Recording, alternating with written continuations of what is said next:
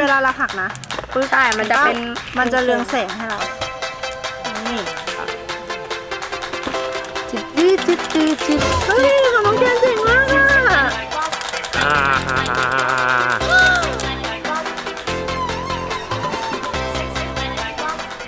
แกรนด์สตอรี่ อย่าลืมกดติดตาม แล้วกดกระดิ่งตรงนี้ สวัสดีครับตรงครับ แกรนด์ครับ พี่ต่ายค่ะ วันนี้เราจะมาเล่นทูนี่โกกันเป็น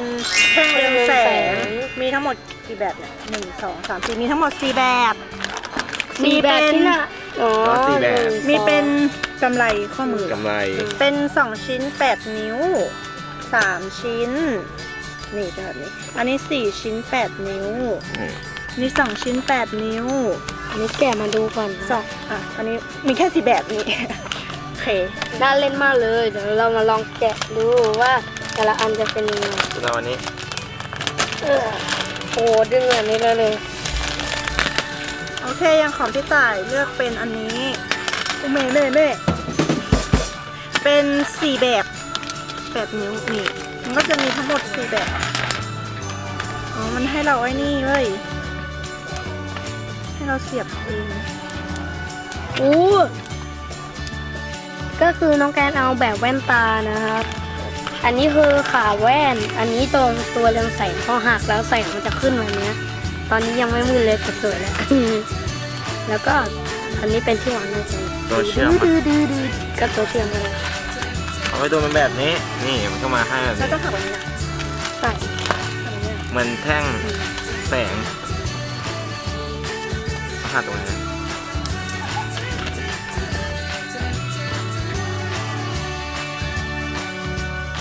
เดี๋ยวเราจะลองมาประกอบกันแต่ละรูปแบบว่าจะออกมาเป็น โอ้ยอยู่ดีๆขึ้นเฉยเลยตูม นี่เวลาเราหักนะปึ๊บ ใช่มันจะเป็น มันจะเรืองแสงให้เรานี่อันนี้สีม่วงสวยอ่ะเดี๋ยวให้ดูสีเหลืองนี่นะนี่เห็นปะนี่มันจะค่อยๆเรืองแสงนี่ จืด เฮ้ยของน้องแกนเจ๋งมากอ่ะ นี่เอาไว้ตัวมัน แต่ลองแบบกำไร ดื้อ เฮ้ยของน้องแกนเท่อะน่า แล้ว รั กัน ก ที่ อันนี้คือกำลังแกะแบบกำไรอยู่นี่ อันนี้หักแล้วเรียบร้อยได้เป็นแบบ โอ้ นี้ ยสวยจัง ได้แล้วก็ ขอตัวเป็นแบบใครเขย่านะฮะ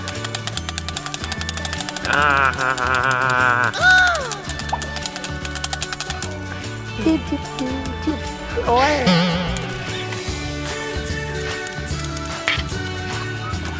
ก็ สนุกมากเลย โอเค เท่มาก ด้วย เจ๋งดีอ่ะจะชอบแม่นตาน้องแกนน่ารักกำไรก็สวย แต่แบบนี้ก็ถือเล่นก็ดี เดี๋ยวนะคน ถ้า เดียว ใครสนใจก็ไปซื้อลองมาเล่นกันได้นะจ๊ะ ได้ น่ารัก นุกด้วย ก็เจอกันใหม่คลิปหน้า อย่าลืมกดติดตามกดไลค์กดแชร์ด้วยนะครับ แล้วก็วันนี้สวัสดีครับบ๊ายบาย จะเอานี่มาเสียบที่เต็นท์